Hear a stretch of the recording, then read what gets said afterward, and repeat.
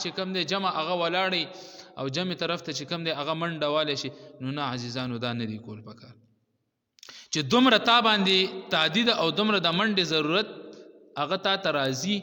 نو د جماعت د ادریدو نه 15 منټه مخکې جماعت ته ځان نه رسوه خو لیکن په جماعت کې منډه وال دا د جماعت د آدابو خلاف او قطعا چې کوم دی هغه دا حرام قطعا دا حرام د جماعت د آدابو به خیال ساتي اوس یو مستقل چې کوم دی هغه ستا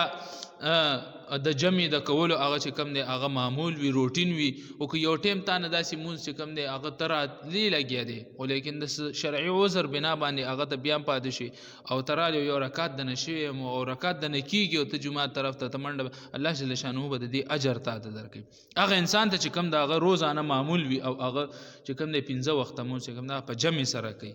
خو لیکن دا چې مونځ کېم نه ډیر معمول دیم نه جوړ کړي او بیا ته په جمعات کې دا حرام دي دا قطعا چې کم دي دا هغه کس ته پاره نه دي کول پکار چې دا چا روزانه دا معمول وي بیا هم چې کم د جمعات د آداب او خیال ساتل پکار